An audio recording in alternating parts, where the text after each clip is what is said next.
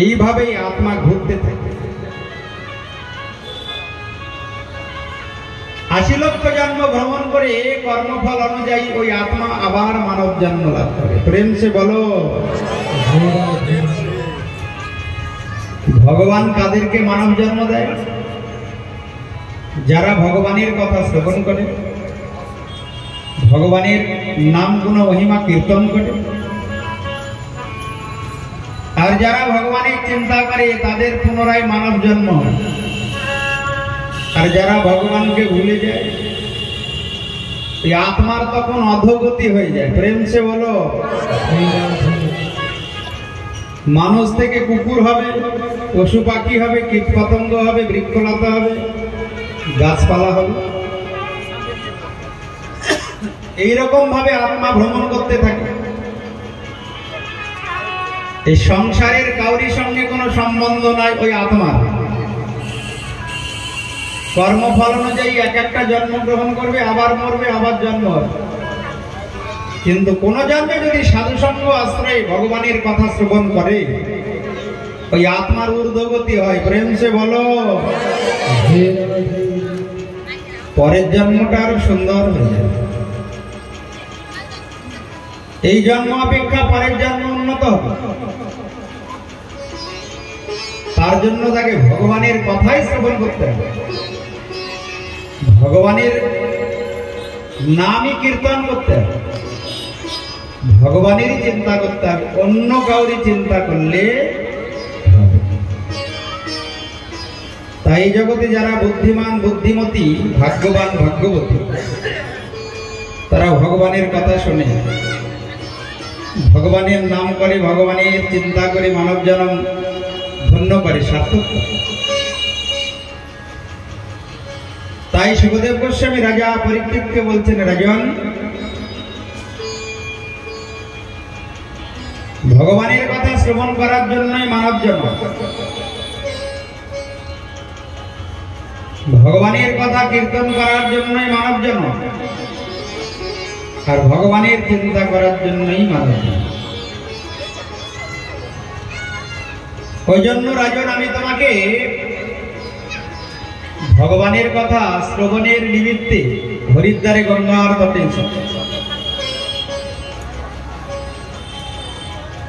যে কথা শ্রবণ করলে জন্ম ধন্য হয় সেই ভাগবত কথা আমি তোমায় শোনাবো। ইদম ভাগবতম নাম পুরাণম ব্রহ্ম সংগীতম অধীতবান দাপরাদৌ পিতুর্দৈপায়নাদহ। দাপরের শেষে পিতা বেদব্যাসের কাছে আমি এই ভাগবত অধ্যয়ন করেছি। ওই জন্য আমি নিশ্চিত বলছি, তুমি এই ভাগবত শ্রবণ করো, তুমি ভগবানকেই পাবে। প্রেম সে বলো। গ্যারান্টি আছে। এটা সাক্ষাৎ পরব্রহ্ম, পুরাণম ব্রহ্ম সংহিতম, সাক্ষাৎ ভগবান এই শ্রীমদ্ ভাগবত। তাই ভাগবত শ্রবণ করলে জন্ম ধন্য হয়, অন্য কোনো কিছু শ্রবণ করলে জন্ম ধন্য হবে। ভাগবত শোনো। তোমার তো অনেক পরমায়ু, 7 দিন পর গা তক্ষক আসবে, তোমায় দংশন করবে। দেখো, এক মুহূর্তেও একজন ভগবানকে লাভ করেছে, তার নাম হলো খট্টাঙ্গ রাজা। খট্টাঙ্গ নামে এক রাজা একবার দেবতাদের হয়ে অসুরদের বিরুদ্ধে যুদ্ধ করেছিল। ওই যুদ্ধে দেবতাগণ জয়ী হলে রাজা খট্টাঙ্গকে বলেছিলেন, বলো কি চাও, আজ তুমি যা চাইবে তাই দেব। রাজা খট্টাঙ্গ বললেন, দেখুন তো আমার পরমায়ু কত। পরমায়ু যদি না থাকে তাহলে আমি ধন সম্পদ বিষয় বৈভব দিয়ে কি করব? দেবতাগণ বিচার করে বললেন, তোমার মাত্র 1 মুহূর্ত পরমায়ু আছে, মানে 48 মিনিট। এই জগতে কেউ যখন জন্ম নেয় তার আয়ুটা পরমায়ু কিন্তু নির্দিষ্ট করে দেয় ভগবান, কটা দিন জগতে থাকবে। 60 বছর, 65 বছর, 70 বছর, না 80 বছর, না 90 বছর, না 100 বছর। বেশি দিন কিন্তু থাকা যাবে না। বেশি দিন যখন থাকা যাবে না, তাহলে এত ঝামেলা করে লাভ দেবে। যা করলে জরম ধন্য হবে সেইটাই করতে হবে। হ্যাঁ, বেশি দিন যদি থাকা যেত, তাহলে না দামি পাথর দিয়ে মার্বেল বসিয়ে ভালো করে ঘর বানালে লাভ হতো। থাকা যখন যাবে না, তখন বেশি ঝামেলা করে লাভ নেই। প্রেম সে বলো। বেশি ঝামেলা করতে গেলে জীবনের মূল্যবান সময়টা নষ্ট হয়ে যাবে। ওই জন্য ভগবান যেখানে রাখে, যেমন রাখে, যা জোটায় তাই খেয়ে জীবনে বেঁচে থেকে ভগবানের নাম করে বিদায় না, তাহলে জন্মটা ধন্য হবে। খট্টাঙ্গ রাজা বলছে, আমাকে তাড়াতাড়ি নামিয়ে দাও। এই যুদ্ধ করতে করতে আমার জীবনের আয়ু বেলা শেষ। যেটুকু সময় আছে আমি এক মনে প্রাণে ভগবানের নাম করব, ভগবানের চিন্তা করব। দেবতাগণ তাড়াতাড়ি নামিয়ে দিলেন। স্বর্গ থেকে মর্তভূমিতে নামালেন কেন না? স্বর্গ হলো ভোগ ভূমি, ওখানে কোনো সাধন ভজন হয় না। দেখবে সংসারে যদি একটু টাকা পয়সা কাউরি জমে গেল বেশি, আগে হয়তো গরিব অবস্থায় একটু হরিনাম শুনতে যেত, টাকা পয়সা ব্যাংকে কয়েক কোটি জমে গেল আর হরিনামে যাওয়ার টাইম নেই। একতলা, দোতলা, তিনতলা করে নিয়ে যখন জ্বালা বেড়ে গেছে, ঘর পরিষ্কার করতে করতেই দিন শেষ। যত তালা বাড়বে জ্বালাও বাড়বে, ঠিক মা? তাই তো। ছোটখাটো ঘর ঝাড়ু দিতে কতটুকু টাইম লাগে, কিন্তু 3 তালা যদি হয় আর যদি বাড়ির কাজের লোকটা না আসে, তাহলে হয়ে গেল হরিনাম শোনা। স্বর্গে ওই জন্যই কোনো সাধন ভজন হয় না, ওটা ভোগ ভূমি। তো ওখানে ধন সম্পদ প্রচুর। স্বর্গে কল্পবৃক্ষ বলে একটি বৃক্ষ আছে, ওর কাছে যা চাওয়া যায় তাই পাওয়া যায়। ওই জন্য দেবতারা খুব ধনী। আর যত ধন সম্পদ লাভ হবে, তত মন চঞ্চল হবে, ভগবান থেকে মন দূরে সরে যায়। তাই রাজা খট্টাঙ্গ বলছেন, আমাকে তাড়াতাড়ি নামিয়ে দাও মর্তভূমিতে। আমি মর্তভূমিতে গিয়ে এক মনে প্রাণে ভগবানের চিন্তা করবো, ধ্যান করবো। দেবতাগণ নামিয়ে দিলেন। ওই 48 মিনিট, এক মুহূর্ত কাল রাজা খট্টাঙ্গ ভগবানের চিন্তা করে দেবদুর্লভ বস্তু ভগবানকে লাভ করেছিলেন। প্রেম সে বলো। পরীক্ষিত তো আশ্চর্য হয়ে গেলেন, 48 মিনিটে ভগবানকে পাওয়া যায়? বলছে, হ্যাঁ রাজন, প্রমাণ আছে শাস্ত্রে। তাহলে তুমি 7 দিনে পাবে না? নিশ্চিত তুমি ভগবানকে পাবে। তার জন্য মন দিয়ে ভগবানকে চিন্তা করো, কর্ণদ্বারে ভগবানের কথা শ্রবণ করো, আর মুখে ভগবানের নাম গুণ কীর্তন করো। ভজনের মধ্যে শ্রেষ্ঠ নববিধা ভক্তি, কৃষ্ণ প্রেম, কৃষ্ণ দিতে ধরে মহাশক্তি। তার মধ্যে সর্বশ্রেষ্ঠ নাম সংকীর্তন, নিরপরাধে নাম লইলে পাই প্রেমধন। কলিযুগে হরিনাম শ্রেষ্ঠ, কৃষ্ণ নাম শ্রেষ্ঠ। ওই জন্যে কলিযুগ পাবন অবতার সচিনন্দন গৌর হরি। কলির জীবকে বললেন, তোমরা হরিনাম করো। হরিনাম করো সার ওরে মন, হরিনাম করো সার ওরে মন, হরিনাম করো সার ওরে মন, হরিনাম করো সার।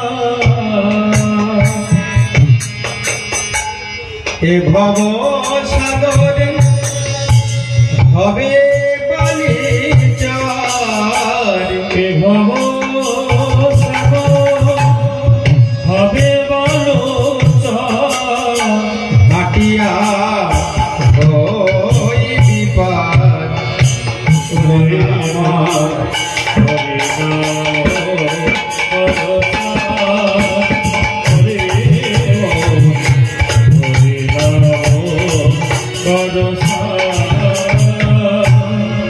এ ভব সাগর হবে বালিচর। সাগরের মাঝে যদি বালির চর পড়ে তাহলে পথিক অনায়াসে যেমন সাগর পার হয়ে যায়, তদ্রূপ কলিযুগে কেউ যদি হরিনাম করে তাহলে ভবসাগরে চর পড়ে যাবে, বালির চর, অনায়াসে ভবসাগর পার হয়ে সে ভগবানের ধাম গোলক বৃন্দাবনে চলে যাবে। ফেলছে বলো এ ভব সাগর হবে বালির চর, এ ভব সাগর হবে বালি চর, হাটিয়া হই বিপদ ওরে মন হরে নাম করসা, ওরে মন হরে নাম করসা, ধর্ম কর্ম এ জপ এ তপ জ্ঞান যোগ জাগ ধ্যান মনে। ধর্ম কর্ম এ জপ এ তপ জ্ঞান যোগ জাগ ধ্যান, নহি নহে নহে কলিতে বলো, নহি নহি নহি কলিত কেবল, উপায় গোবিন্দ নাম মনে। উপায় গোবিন্দ নাম, জ্ঞান যোগ জাগ ধ্যান হরে মন জ্ঞান যোগ জাগ ধ্যান, এ ভব সাগর হবে বালিচর, এ ভব সাগর হবে বালি চর, হাটিয়া হই বিপার মনা। ওরে নাম করসা, ওরে নাম করসা, ওরে নাম করসা। একবার বদন ভরিয়া হরি হরি বলো, এমন সুলভ কবে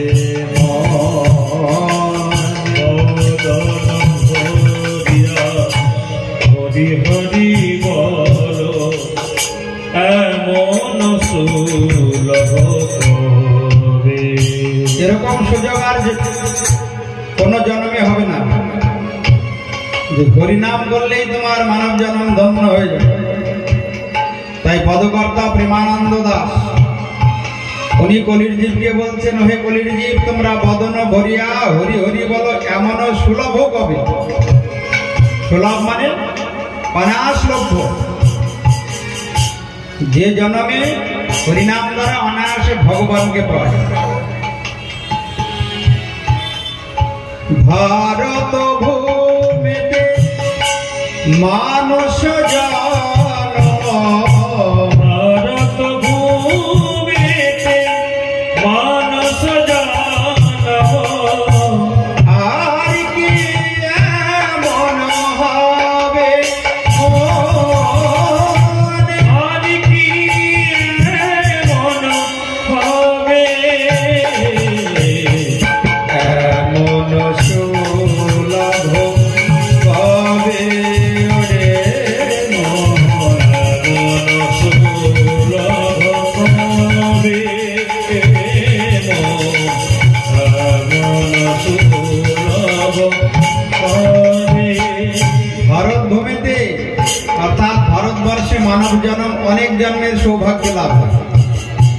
দেখুন পদকর্তা কীর্তনে বলছে, পরের বার মানুষ হলেও তুমি যে ভারতবর্ষে জন্ম নেবে বা ভারতবর্ষে জন্ম হবে তার গ্যারেন্টি নেই। জন্মটা তো নিউজিল্যান্ড, আফ্রিকা, দক্ষিণ আমেরিকা, ব্রাজিল এইসব জায়গায় হতে পারে, যেখানে ভজন সাধন নাই, গ্যারেন্টি নাই ভারতবর্ষে জন্ম হবে। ভারতবর্ষ তো দূরে থাক, পৃথিবীর মতো ব্রহ্মাণ্ড ভগবানের অনন্ত কোটি আছে, তোমার এই পৃথিবীতেই জন্ম হবে কিনা তারই ঠিক নাই। ও সুলঙ্গরি আর সল্টলেক তো দূরে থাক, ভারতবর্ষ দূরে থাক। ভাগবতে বর্ণনা আছে এই পৃথিবী নামক ব্রহ্মাণ্ডে যে এবার জন্ম হয়েছে, এইরকম ব্রহ্মাণ্ড ভগবানের অনন্ত কোটি আছে, তোমাকে যে কোন ব্রহ্মাণ্ডে পাঠাবে পরের বার তারই কোনো ঠিক নাই।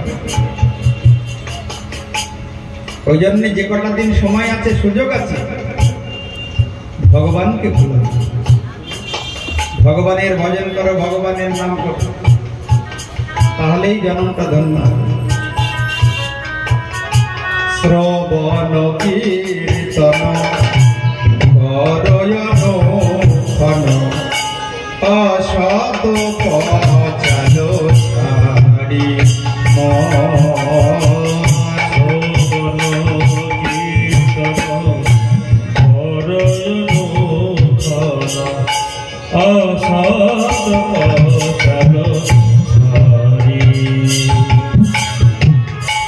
কহে প্রেমানন্দ মনুষ্য জনম, কহে প্রেমানন্দ মনুষ্য জনম, সফল করো না ভাই মন অসত পচালো ছাড়ি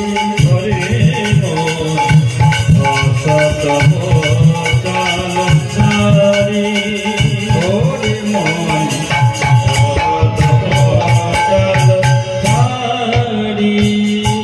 যতক্ষণ সংসারের কথা বলবে, বিষয় বর্তা আলোচনা করবে, ততক্ষণ ভগবানের নাম করবে। এই জগতে কাউকে তুমি সন্তুষ্ট করতে পারবে না, এটাই জগতের নিয়ম। কারণ চেহারা আলাদা, মনের চিন্তা ভাবনা আলাদা। দেখো কাউরি চেহারার সঙ্গে কাউরি মিল নেই, আছে? ওই জন্য জগতে তুমি কাউকে খুশি করতে পারবে না। চেহারা যেমন আলাদা, মনের মানসিকতাও আলাদা, চিন্তা ভাবনা আলাদা। তুমি যতই চেষ্টা করো মানুষটা আমার মনের মতো হলে ভালো হতো, তোমার মনের মতো তো হবে না। সারা জীবন চেষ্টা করেও একজনকে তোমার মনের মতো করতে পারবে না। প্রেম সে বলো, ওই জন্য ওইসব ঝামেলা করে লাভ নেই। ভগবানের নাম করো, জন্ম ধন্য হয়ে যাবে। এ কথা ভাগবত পাঠকই বলবে, অন্য কেউ বলবে না। এই সংসারটা হলো মায়ার জেলখানা, ভেলকিবাজি। যেমন এই জাদুঘর জাদু দেখায় না, ভেলকিবাজি।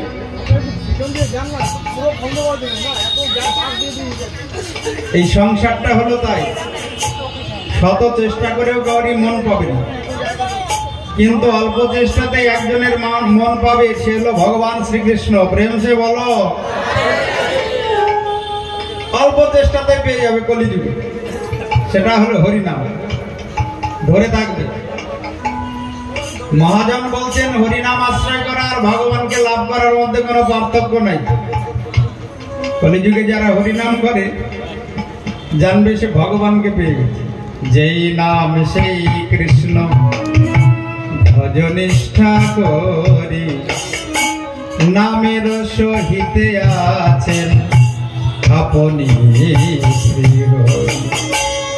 যতে পুরাণ প্রমাণ দেখো না, নামের সমান নাই।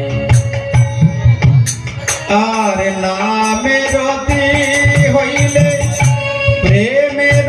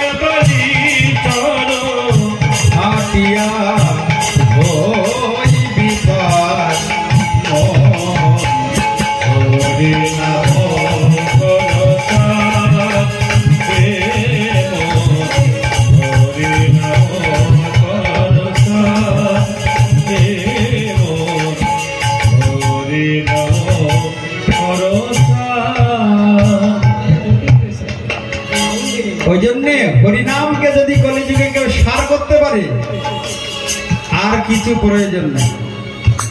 কলির জীব পারবে না ধ্যান করতে, পারবে না যজ্ঞ করতে, পারবে না সেবা পূজা করতে। 5 মিনিট ঠাকুর ঘরে থাকবে তো মন 5 মিনিট ঠাকুর ঘরে কলির জীবের থাকবে না।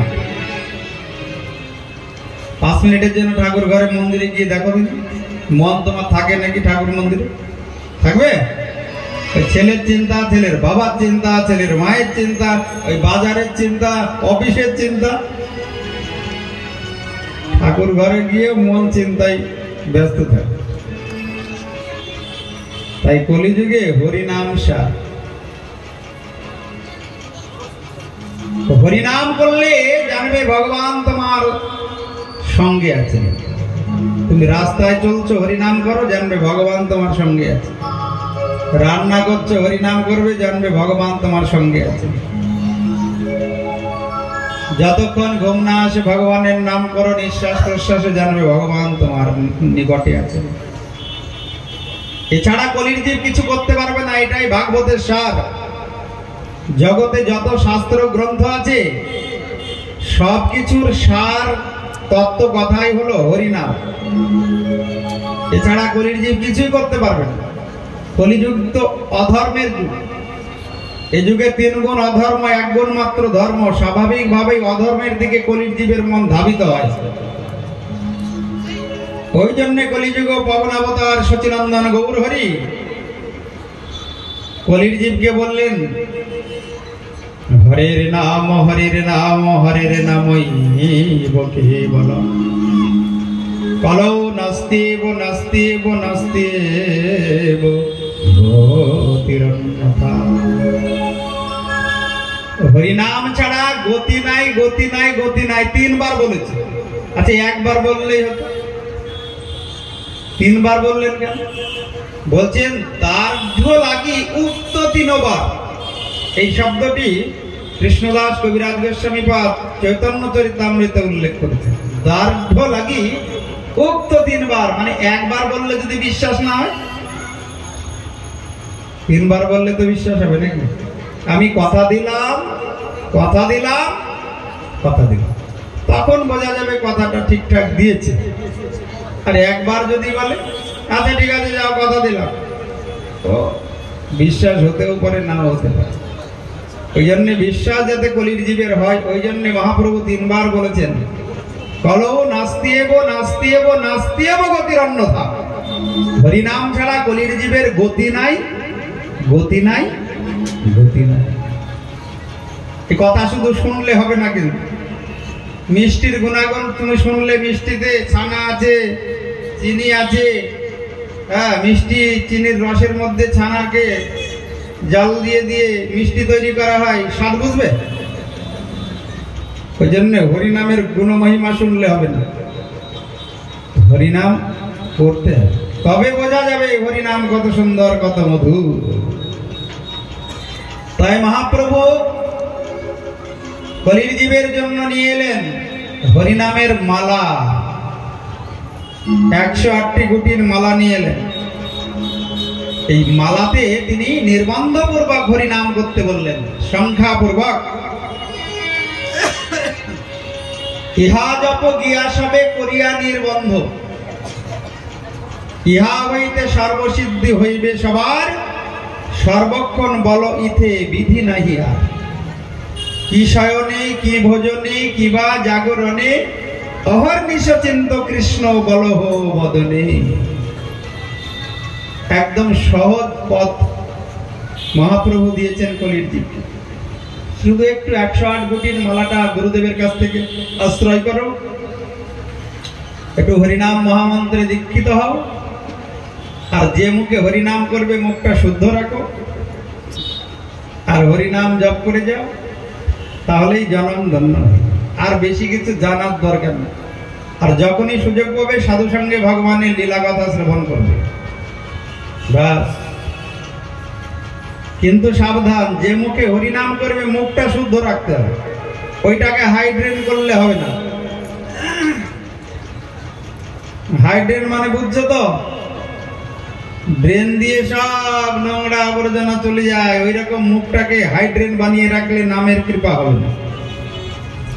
প্রসাদ সেবা করে শুদ্ধ পবিত্র রাখতে হবে এই মুখ, আর হরিনাম করতে হবে। আর বেশি কিছু প্রয়োজন নাই, ভগবানের কথা শ্রবণ করবে, সাধু সঙ্গ করবে, আর ভগবানের নাম করবে। তাই মহাপ্রভু নববিধা ভক্তি অঙ্গকে ছোট করে পঞ্চাঙ্গ ভক্তি অঙ্গ প্রচার করে গেলেন।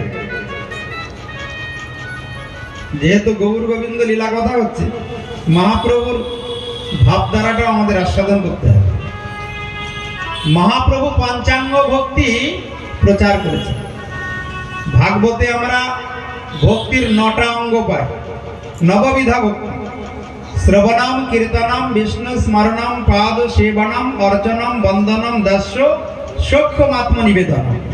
কিন্তু মহাপ্রভু এসে 4টেকে বাদ দিলেন কলিযুগে, দিয়ে পঞ্চাঙ্গ ভক্তি ধর্ম প্রচার করলেন। পঞ্চাঙ্গ ভক্তি কি কি না? প্রথমে হলো সাধু সঙ্গ, তারপরে ভাগবত শ্রবণ, তারপরে নাম সংকীর্তন, তারপরে শ্রদ্ধায় শ্রীমূর্তি সেবন, আর মথুরা বাস বা ভগবানের ধামে বাস। মহাপ্রভু এই পঞ্চাঙ্গ ভক্তি ধর্ম প্রচার করেছে। খুব মন দিয়ে শোনো মা, কলিযুগে আমাদের জন্ম হয়েছে এই পঞ্চাঙ্গ ভক্তি অঙ্গ পালন করে যেতে হবে, এটাই মহাপ্রভুর শিক্ষা। প্রথমে সাধু সঙ্গ। সাধু সঙ্গ কাকে বলে? ভগবানের কথা শ্রবণ কীর্তনই হলো সাধু সঙ্গ।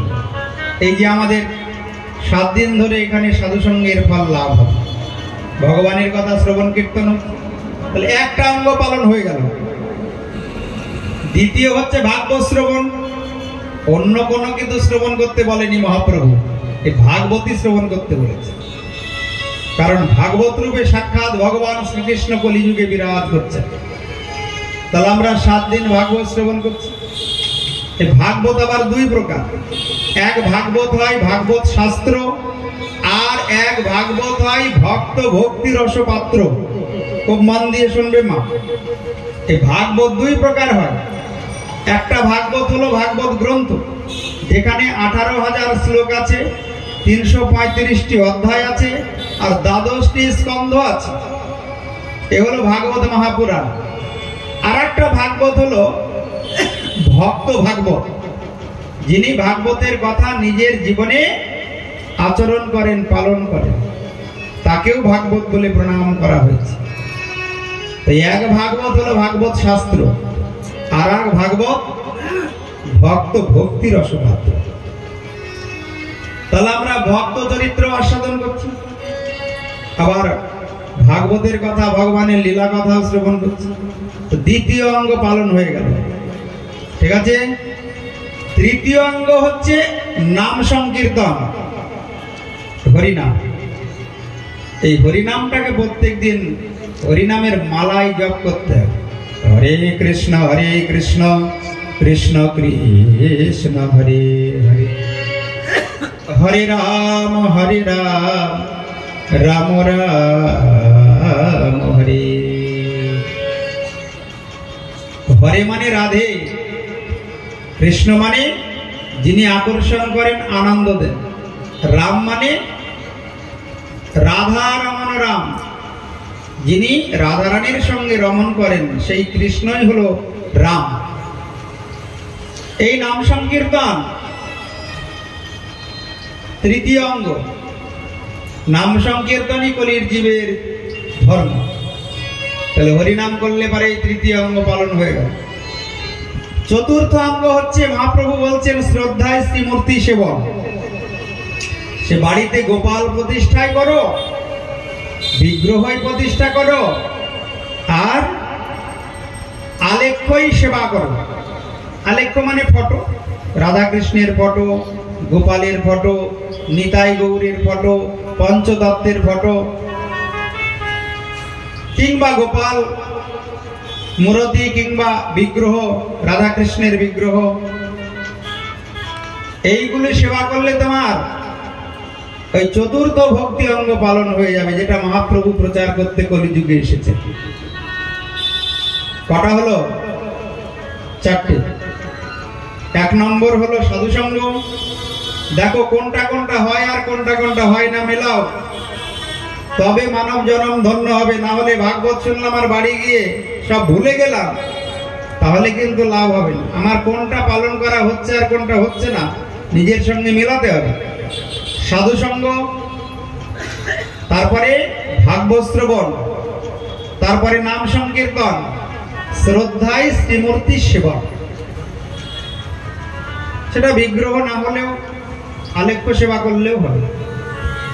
বিগ্রহ সেবাতে শৃঙ্গার করতে হবে,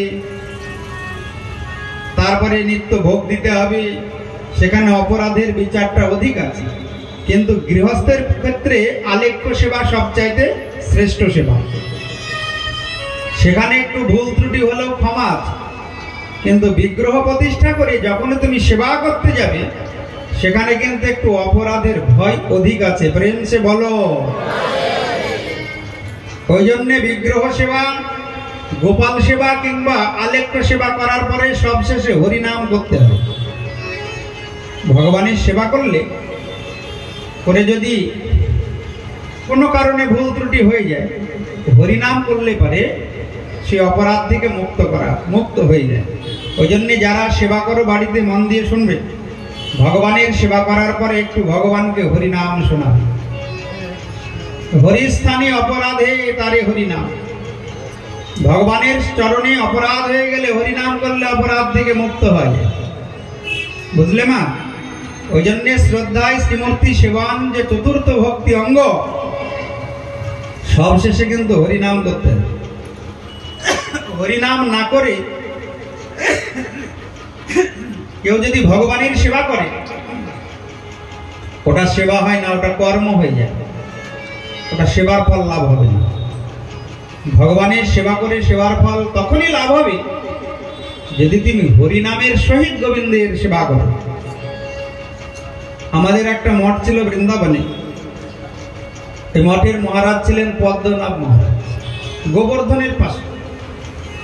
তো এই মঠে যত সেবক থাকতো ব্রহ্মচারী, মহারাজ ভোরবেলায় বলতেন আগে 16 মালা জপ কর, তারপরে ঠাকুর সেবা করবি। নাহলে তুই যদি মন্দির ঝাড়ু দিস, ওটাও সেবা হবে না। এই ঝাড়ু অর্থাৎ ঝাড়ু সেবা করার আগে 16 মালা জপ করে ঝাড়ুটা ধরবি। না হলে বাসন মাজতে দেবে না, ফুল তুলতে দেবে না, মালা করতে দেবে না, রসই মানে রান্না করতে দেবে না। আগে 16 মালা জপ কর, তারপরে রান্নাঘরে যা। না হলে ওটা সেবা হবে না, ওটা কর্ম হয়ে যাবে। কর্মের ফল পুণ্য, আর পুণ্যের ফল বন্ধন, ভগবানের ধাম লাভ হবে। বুঝতে পারলেন তো? হরিনাম ছাড়া কলিযুগে কোনো সেবা হবে না, ওসব কর্ম হয়ে যাবে। তাই ভোরবেলায় উঠে গোবিন্দের সেবা করতে গেলে আগে 2 মালা 4 মালা 8 মালা 16 মালা জপ করে তারপরে গোবিন্দের মঙ্গল আরতি করতে হবে, অর্চন করতে হবে, ভোগ দিতে হবে, তবে গোবিন্দ সেবা গ্রহণ করবে। এটা হলো চতুর্থ অঙ্গ, নাম এই শ্রদ্ধায় শ্রীমূর্তি সেবন। তাই সাধু সঙ্গে আসতে হয়, ভগবানের কথা শুনতে অনেক কিছু শেখা যায়। বাড়ি বসে থাকলে হবে না। সাধু তোমার বাড়ি যাবে নাকি তোমায় শেখাতে? ওইভাবে হবে না, সব ছেড়ে আসতে হবে সাধু সঙ্গে। ভগবান কৃপা করে যা বলাবেন, সাধু মহাত্মা বৈষ্ণব পাঠক তাই বলবে, জানবে। এখানে কিন্তু ভক্ত আর ভগবানের কথা হচ্ছে। ভগবান পাঠকের মাধ্যমে যা বলাবে জীবের মঙ্গলের জন্য, পাঠকের মুখ থেকে কিন্তু সেই কথাই বেরোবে। তাই ভগবান সচিনন্দন গৌর হরি পঞ্চাঙ্গ ভক্তি প্রচার করলেন। 5 নম্বর অঙ্গটি কি? 5 নম্বর 4টি হয়েছে। 5 নম্বরটা হচ্ছে মথুরা বাস বা ধামে বাস। একটু ধামবাস মহাপ্রভু বলেছেন। ধামের মধ্যে শ্রেষ্ঠ ধাম বৃন্দাবন। এখন বৃন্দাবনে বাস করা তো সবার ভাগ্যে সম্ভব নয়। প্রেম সে বলো। বৃন্দাবন ধাম ভগবানের হৃদয় ক্ষেত্র। এই মথুরা বাস বা বৃন্দাবনে বাসের কথা মহাপ্রভু বলেছেন। কিন্তু জগদানন্দকে বলেছিলেন, জগদানন্দ বৃন্দাবনে যাইও না থাকিহ চিরকাল, আর গোবর্ধনে উঠি না দেখিহ গোপাল। বৃন্দাবন বাসের অধিকার কিন্তু সবার নাই। বৃন্দাবন বাসের অধিকার কার? সর্বত্যাগীর কাহা নিত্যবাস, শ্রী বৃন্দাবন ধাম যাহা নিত্য লীলারাস। যার সর্বস্ব ত্যাগ করার ক্ষমতা হয়েছে, জগতের স্ত্রী পুত্র ভাই বন্ধু আত্মীয় স্বজনের প্রতি যার কোনো আসক্তি নাই, সেই একমাত্র বৃন্দাবন বাসের যোগ্য। আর না হলে বৃন্দাবনে গিয়ে যদি মনে পড়লো ওই ননির মা কি করছে তার ঠিক নেই, হয়ে গেল 10 দিন, তাহলে পরে আর বৃন্দাবন বাসের ফল হবে না। সব আসক্তি শূন্য হয়ে ভগবানের ধাম বৃন্দাবনে যেতে হবে, তবে বৃন্দাবন বাসের ফল লাভ হবে। মহাপ্রভু নিজেই গোস্বামীগণকে বলেছিলেন বৃন্দাবনে যাও, একদম ফিরে আসবে না, বৃন্দাবনে ভজন করবে। আবার জগদানন্দকে বলছেন একদম বৃন্দাবনে গিয়ে বসবাস করবে না, বৃন্দাবনে যাইও না থাকিও চিরকাল, আর গোবর্ধনে উঠি না দেখিও গোপাল। বৃন্দাবনে গিয়ে যদি ব্রজবাসীদেরকে প্রাকৃত বুদ্ধি করো, বৃন্দাবন ধামকে যদি প্রাকৃত ধাম মনে করো, ধামের চরণে আর ব্রজবাসীর চরণে অপরাধ হয়ে যাবে। আমি দেখেছি অনেক বাঙালি ভক্ত বৃন্দাবনে গিয়ে বলে, ধরে এত বানরের উৎপাত, চলো তাড়াতাড়ি চলে যাই। নোংরা শুকরগুলো ঘুরে বেড়াচ্ছে, ব্যাস কি হবে তাতে? ধামের চরণে অপরাধ। সবার ধামবাসের অধিকার নাই। অধিকার কাদের? যারা সর্বস্ব ত্যাগ করে গোবিন্দ চরণে শরণ নিয়েছে আর মনে প্রাণে গোবিন্দের চিন্তায় ডুবে আছে। ভগবানের চিন্তা ছাড়া যার মনে অন্য কোনো চিন্তা নাই, সেই একমাত্র মথুরাবাস বা ধামবাসের অধিকার। কিন্তু আমাদের এই 7 দিন বৃন্দাবন বাসের ফল লাভ হবে। প্রেম সে বলো, আমরা 7 দিন যে ভগবানের গুণমহিমা শ্রবণ করব, এই 7 দিন আমাদের বৃন্দাবন বাসেরই ফল হবে। যেথা হয় নাম সংকীর্তন সেথাই বৃন্দাবন। যেখানে সাধুসঙ্গ হবে সেখানে ছুটে গিয়ে বসতে হবে, তাহলে কি হবে? মানব জন্মটা ধন্য হয়ে যাবে, পঞ্চাঙ্গ ভক্তি পালন হয়ে যাবে। সাধুসঙ্গ, ভাগবত শ্রবণ, নাম সংকীর্তন, শ্রদ্ধায় শ্রীমূর্তি সেবন আর মথুরাবাস বা ধামবাস। এই জন্য কলিযুগ পাবন অবতার কলিযুগে এসে নিজে আচরণ করে জগৎকে শিক্ষা দিয়েছে। সুন্দর গৌরাঙ্গ রায় নাগরিল আমার সুন্দর গৌরাঙ্গ রায়, আবার সুন্দর গৌরাঙ্গ রায় নাগরিল সুন্দর গৌরাঙ্গ রায়। সচিনন্দন গৌর হরি কি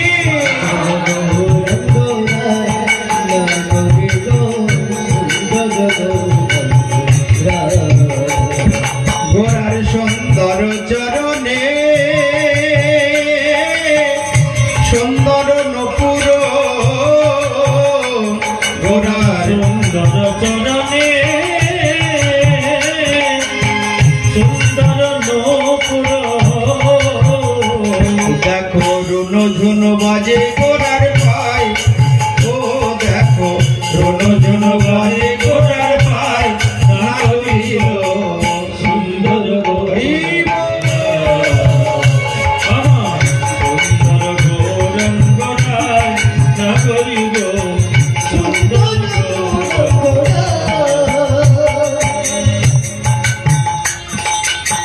সুন্দর ললাটে সুন্দর তিলক গোরার সুন্দর ললাটে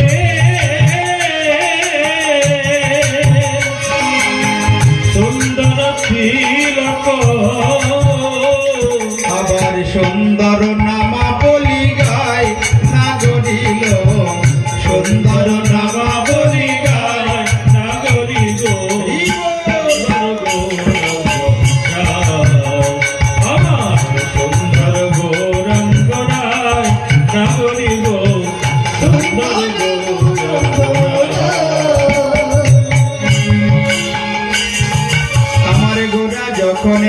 করে নদেবাসীর ঘরে ঘরে আমার গোরা যখন গান করে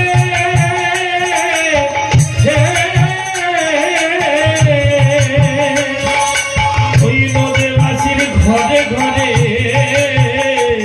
গোরা দেহ থইয়া প্রাণী লইয়া যায় গোরা দেহ থইয়া গোরার দেহ থইয়া প্রাণটি লইয়া যায় না করি গো দেহ থইয়া প্রাণী লইয়া যায় ও গোরা দেহ থইয়া প্রাণী লইয়া যায় না করি গো সুন্দর গো বর্ষচিরন্তন গৌর হরি কি সুন্দর গোরা গোরা না করি গো সুন্দর গোরা গোরা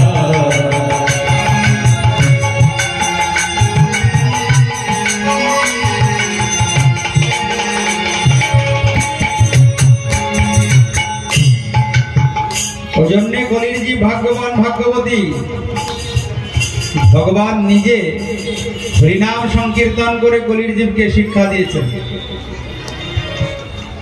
হরিনাম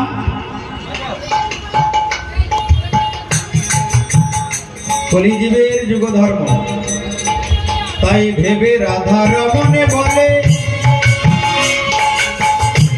গৌর আমার,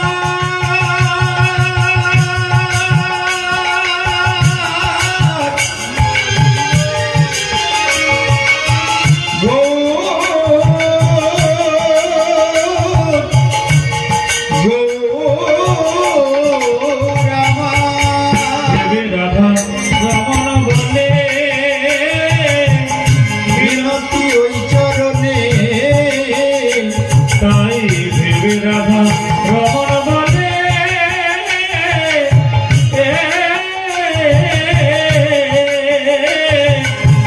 মিনতি ওই চরণে আমি অন্তিমেতে তোমায় যেন পাই গৌরামে, রঞ্জিতে তোমায় যেন পাই ও গৌর শেষের দিনে তোমায় যেন পাই গৌরামে, শেষের দিনে তোমায় যেন পাই না করি গো সুন্দর গোরা গোরি আমার সুন্দর গোরা গোরায় না করি গো সুন্দর গোরা সুন্দর গৌরাঙ্গরায় না গরিব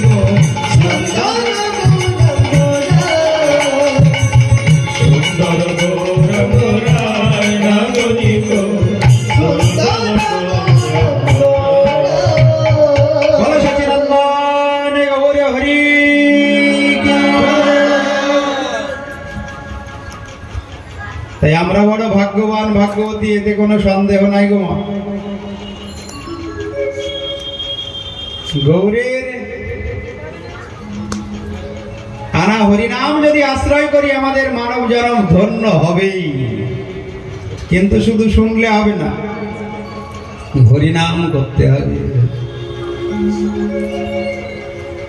গুরুচরণ আশ্রয় করে কলিযুগে শুধু হরিনাম করো আর একটু হরি কথা কৃষ্ণ কথা শ্রবণ করো, বাস, তাহলে আর কোনো চিন্তা নাই।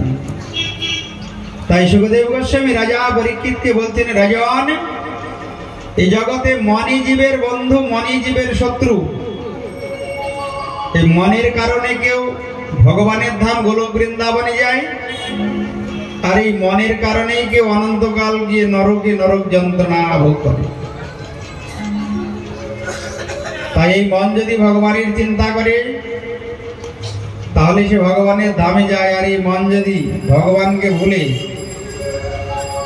সংসারে যারা আপন নয়, স্ত্রী পুত্র ভাই বন্ধুর চিন্তা করে দিবানিশি, তাহলে তাকে অনন্তকাল নরকে নরক যন্ত্রণা ভোগ করতে হয়। ওই জন্য রাজন মনটাকে আগে নিগ্রহ করতে হয়, মানে মনটাকে আগে সংযত করতে হয়। মন সংযত করার নিয়মটা মন দিয়ে শোনো। জিতাসম জিত শ্বাস, জিত সঙ্গ জিতেন্দ্রিয়, স্থূলে ভগবত রূপে মনসন্ধারে। একটা আসনে বসতে হবে, নির্দিষ্ট আসনে। মনকে সংযত করতে হলে একটা নির্দিষ্ট আসনে প্রথমে বসতে হবে। জিতাসন, জিতশ্বাস।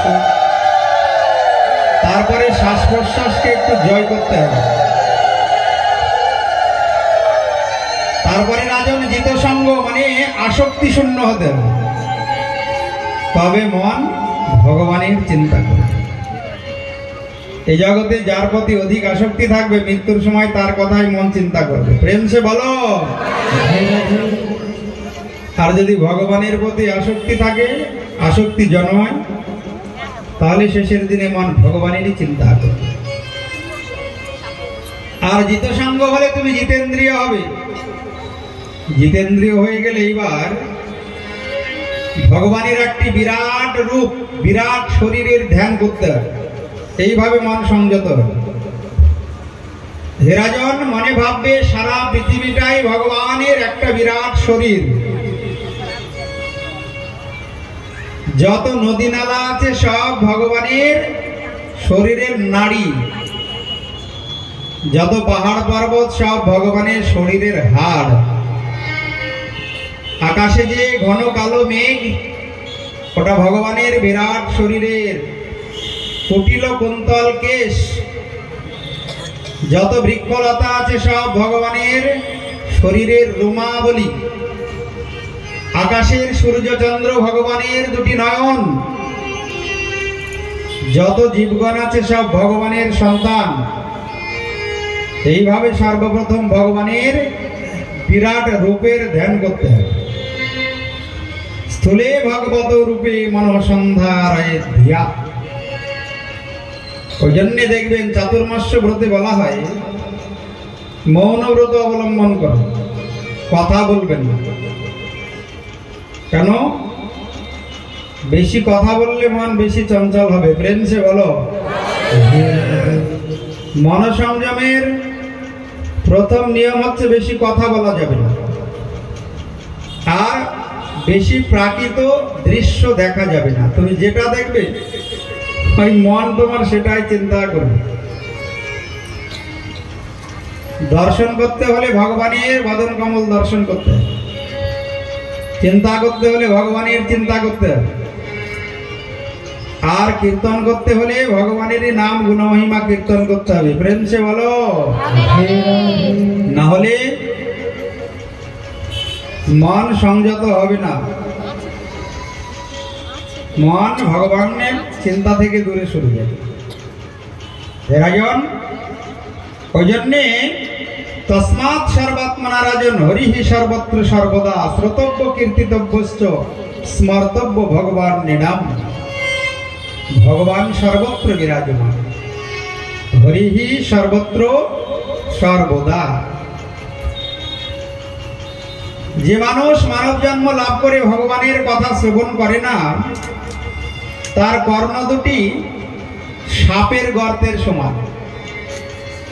দিলে বত পরক্রম বিক্রমণে ন শৃণ্যত কর্ণ ফুটে নরস্য।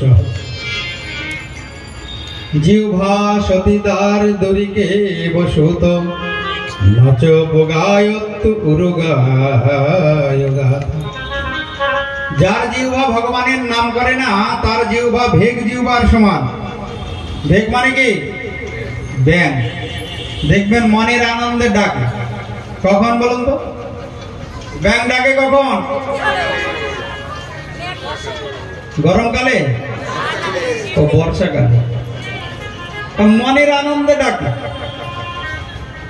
আর ওই কালরূপী মৃত্যুরূপী সর্প সাপ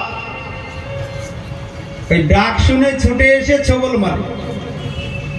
তো সুখদেব গোস্বামী রাজা পরীক্ষিতকে বলছেন, রাজন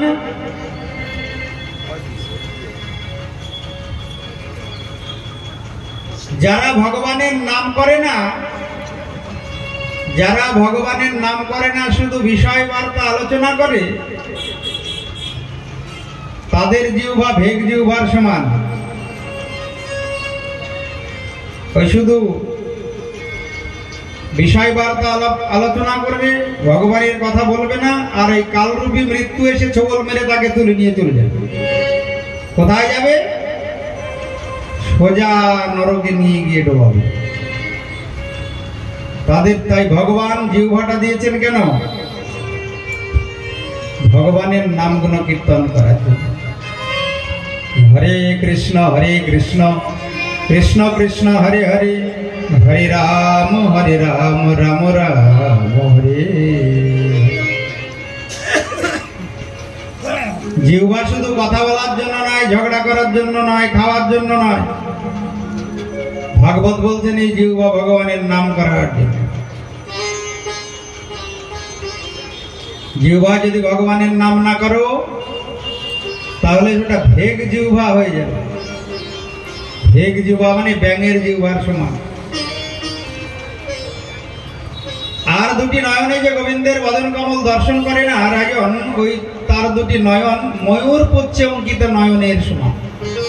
দেখবেন ময়ূরের পালকে নয়ন আঁকা থাকে, ওই নয়নে দেখা যায়। তাই যে নয়ন ভগবানের বদন কমল দর্শন করে না, ওই নয়ন কখনো সার্থক হয় না। সে নয়নে কিবা কাজ পড়ুক তার মাথে বাজ, সে নয়ন রহে কি কারণ? অন্ধ হয়ে যাওয়া অনেক ভালো। যে নয়ন গোবিন্দের বদন কমল নিত্য দর্শন করে না, ওই নয়নের কোনো সার্থকতা নেই।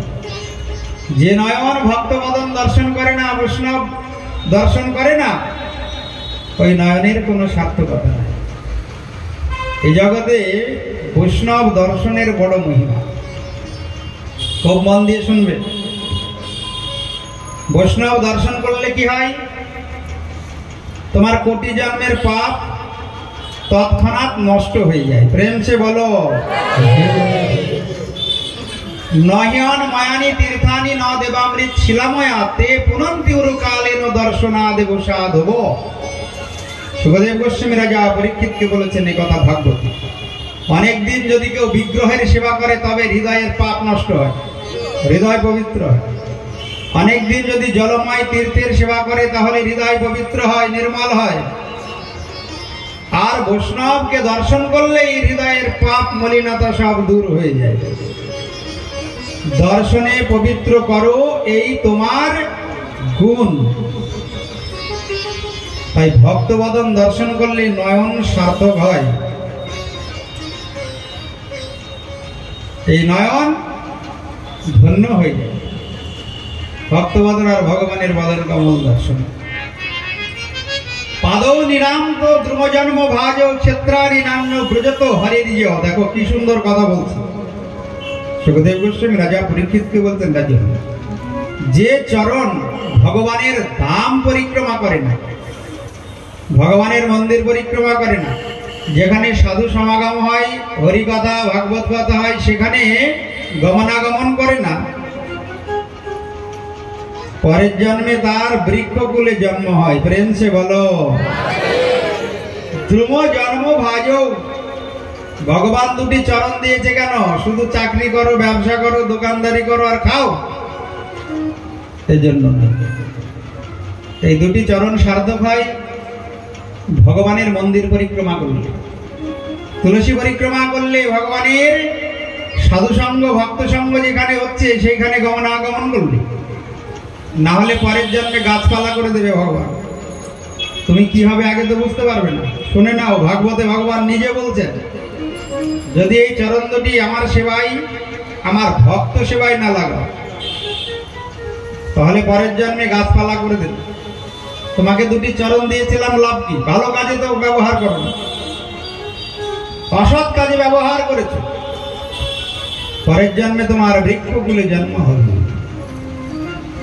তদস্মসারম হৃদয়ম্বতেদম হিরায়ন। আর হরিনামে যার নয়নে জল আসে না, জানবে তার হৃদয়টা পাষাণ। হরিনাম করছে কিন্তু নয়নে জল নেই, জানবে তার হৃদয়টা পাষাণ, পাথর হয়ে আছে। হরিনামেও পাথর গলছে না। সেই হরিনাম শুধু করলে হবে না মা, একটু নয়ন জলের সহিত হরিনাম করতে হবে। নারদ প্রশ্ন করেছিলেন, তুমি কিসে খুশি হও? ভগবান বললেন, দেবর্ষিপাদ, আমাকে আমার ভক্ত যদি দুফোঁটা নয়নের জল দেয় তাহলেই আমি খুশি হই। নয়ন জলের মতো আমার কাছে প্রিয় জগতে আর কিছু নাই। প্রেম সে বলো। শ্যামার সেবা পূজা অন্তে যদি ভক্ত দুফোঁটা নয়ন জল দিয়ে বলে, প্রভু জানাই তোমায় ওগো প্রাণের ঠাকুর, আমার আর যা কিছু সবই গরল, দেবার মতো অবিরত আমার আছে শুধু নয়ন জল। দেবার মতো অবিরত আমার আছে শুধু নয়ন জল। আমি জানাই তোমায় ওগো প্রাণের ঠাকুর, আমি জানাই তোমার প্রাণের ঠাকুর, আমার আর যা কিছু সবই গরল, দেবার মতো রাধা রানী কি শুধু নয়ন মতো অবিরত আছে শুধু নয়ন জল। ওই জন্য হরিনামে যার নয়নে জল আসে না, তার হৃদয়টি পাষাণ। নবিক্রিয়ে তাদ যদা বিকার নেত্রে জলং গাত্রে রুহে সুহর্ষ। হে রাজন, তাই যারা নয়ন জল দিয়ে ভগবানকে ডাকে, ভগবান আর থাকতে পারে না। ভগবান সব সহ্য করতে পারে, দুটো জিনিস সহ্য করতে পারে না, কাউরি অহংকার আর কোন ভক্তের নয়নের জল। ভগবান ছুটে চলে আসবে না, একটু নয়ন জল দিয়ে ডাকতে। ভগবান নয়নে যে জল দিয়েছে ওই মায়া কান্না কাঁদার জন্য নয়। এই জগতে কেউ মারা গেলে দেখবে কাঁদে, ওগো তুমি চলে গেলে আমার কি হবে? আচ্ছা, তুমি কি তার সাথে এসেছ? ওই নয়ন জলের কি মূল্য আছে? তুমি তো কাউরির সঙ্গে আসনি, ওই জন্য যাবেও না কাউরির সঙ্গে। একা এসেছো, একাই যাবে। তাই নয়ন জল নষ্ট করো না। নয়নের জল যদি দিতে হয় গোবিন্দ চরণে দেবে, তাহলে জনমটা ধন্য। সুখদেব গোস্বামী রাজা পরীক্ষিতকে বললেন, রাজন, এই ভাগবতে 10টা লক্ষণ আছে। অত্র স্বর্গ বিসর্গশ্চ স্থানম পোষণমোতয় মন্নান্তরে শনো কথা নিরাধমোক্তিরাস। স্বর্গ বিসর্গ স্থান পোষণ উতি মন্বন্তর ঈশান্য কথা নিরোধ মুক্তি আর আশ্রয়। পরীক্ষিত প্রশ্ন করলেন, গুরুদেব স্বর্গ মানে কি? সুখদেব গোস্বামী রাজা পরীক্ষিতকে বলছেন, রাজন খুব মন দিয়ে শোনো, এই স্বর্গ মানে হলো সৃষ্টি। যেভাবে ভগবান এই বিশ্ব চরাচর সৃষ্টি করেছেন, তোমাকে আমাকে সৃষ্টি করেছেন, এরই নাম হলো স্বর্গ। পরীক্ষিত বললেন, গুরুদেব তাহলে কিভাবে এই জগৎ সৃষ্টি হলো? আপনি আমি বা কি করে সৃষ্টি হলাম? একটু কৃপা করে সৃষ্টি লীলা শোনান। সুখদেব গোস্বামী রাজা পরীক্ষিতকে সৃষ্টি লীলা শ্রবণ করাচ্ছেন। হে রাজন, সর্বপ্রথম ভগবান একা ছিলেন, তার অনেক হওয়ার বাসনা হলো মনে। একহম বহুস্বাম, একা তো আনন্দ হয় না।